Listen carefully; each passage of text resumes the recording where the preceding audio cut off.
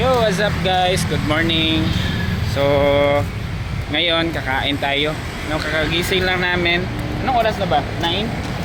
Almost 10 na ata. Almost 10. 9:20. 9:20 in the morning.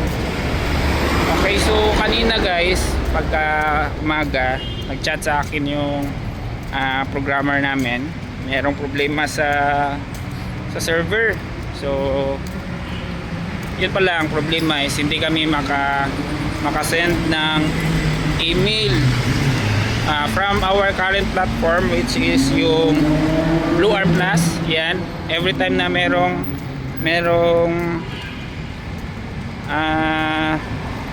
magre-register, hindi siya makasend sa specifically no sa mga Gmail account users, pero sa Yahoo Mail, sa other provider, okay naman siya.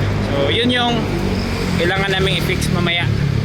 Okay, so pagkabalik namin after kumain, yun yung i-fix natin. But for now, kain muna kami. Okay, tara, sama tayo. Saan tayo? Hindi ko pa alam. Hindi namin alam yung destination kung saan kami pupunta. Pero dito kami sa IT Park. Ayun, nandito kami sa IT Park. Nakachinilas lang. Okay, tara guys. Anong nangyari? Lagyan ko lang ng band-aid. Medyo ano eh. Dahil ba yan sa run? I think sa sapatos ko. Nung nag-run to tops ka? Oo. Need ko siyang lagyan ng band-aid. Sobrang ano eh. Sakit. Okay. Yan. Kina? Yan na.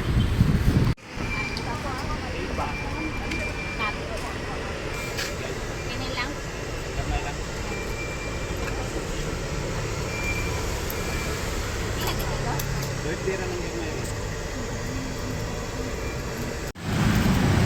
Dito tayo sa IT Park ngayon guys. So try natin maghanap na makakainan. Ang Client. Ito yung target clients namin, yung mga company na nandito. So kaya mas maganda na dito tayo kakain para makahanap tayo ng clients. Guys, nagdi-date kami ni Madam ngayon. Hanap kami ng kainan daw, pero McDo pa rin yung ano. yeah, we have decided na doon pa rin kami papunta sa McDo. Yun lang yung affordable dito eh. Guys, pasensya na no sa audio natin, wala tayong ano eh, microphone. So, pero gusto ko pa rin na matry yung ganitong style ng vlogging. So, shout out nga pala no ay Kasosyon Jeremiah. Siya po yung nag-suggest ng ganitong type of vlog.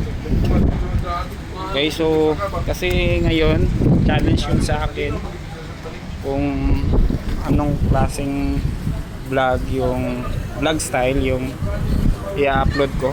So pero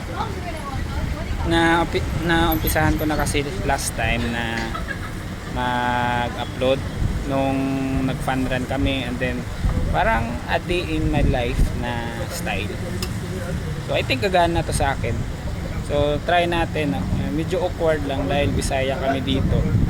And then I need to speak Tagalog, di ba? So anyways, masasanay din tayo. Ay, masasanay pala sila sa atin. Ayan, so dito tayo ngayon sa McDo, guys.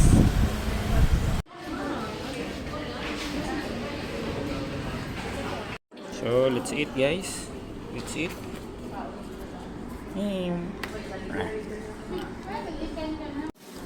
Let's eat. Si Madam. Favorite? Favorite ko ni Rodri kasi yung coffee yung favorite niya. Ito yung favorite ko. Ito lang naman. Favorite ko yung chicken.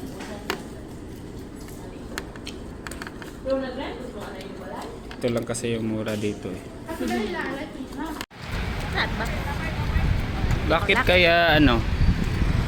Sarado dyan? Meron bang event dito? Wala.